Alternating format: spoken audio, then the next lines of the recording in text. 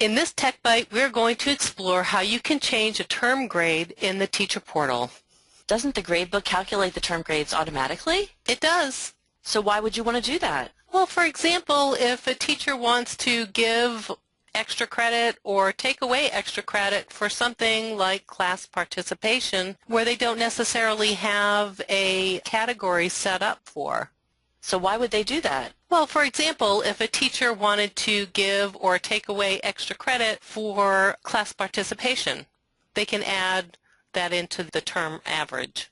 Can we look at it in the teacher portal? Yes, we can. Right here. So let me log into the teacher portal.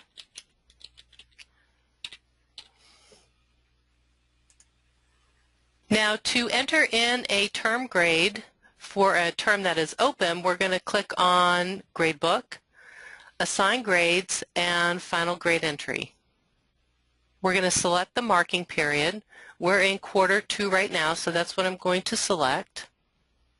And here is my geometry class roster. You need to make sure that you are in the correct course. And we are going to change Vincent's grade from a 95 to a 90. He hasn't been participating well in his class.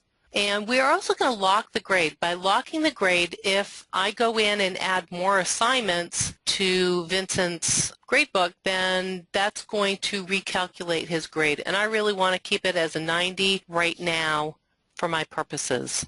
Oh, let's go back to the summary regrid and see what that looks like.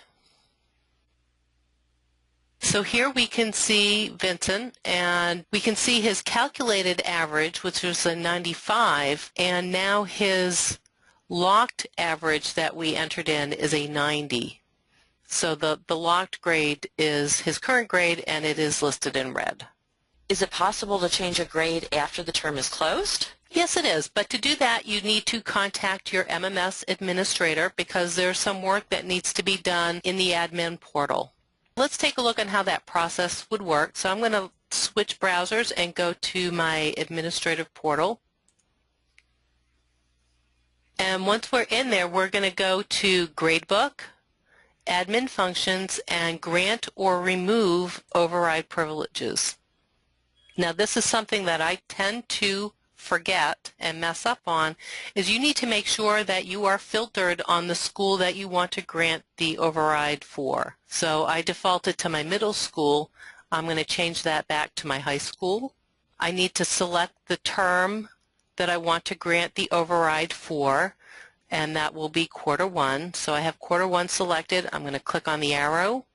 I have quarter 1 selected, and I'm going to set an expiration date. So I'm going to give my teacher a couple of days to go in and enter in that override. That's great. That's one less thing that the school has to remember to do, to remove that. Yes, it is. So now all I have to do is select my teacher, which is right here, and then assign the privilege. And this is just a warning message from MMS asking me if I do want to assign this privilege, and I do. And if I scroll back down, you can see that we have a quarter 1 override, and it will expire on January 9th. Now I'm going to go back to our teacher portal, and there's another step that the teacher has to do. He has to select the students that they need to give an override for. So that is done through Gradebook, Gradebook Operations, and the function of Assign, Remove, Grade Override.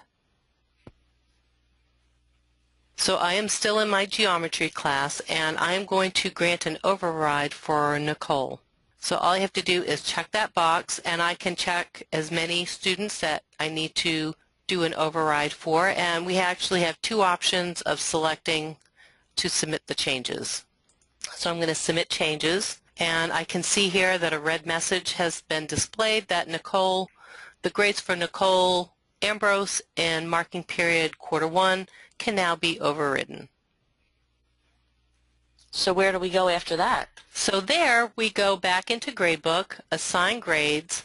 We're not going to select Final Grade Entry this time, but we are going to select Override Past Marking Period Average. And we're going to select the override, the term for the override, which is quarter one, and that's the only one I have available to me. And the only student I'm going to see is Nicole, because that's the only one that this teacher gave an override to. So I'm going to change her grade from an 83 to a 95, and again I'm going to lock that grade.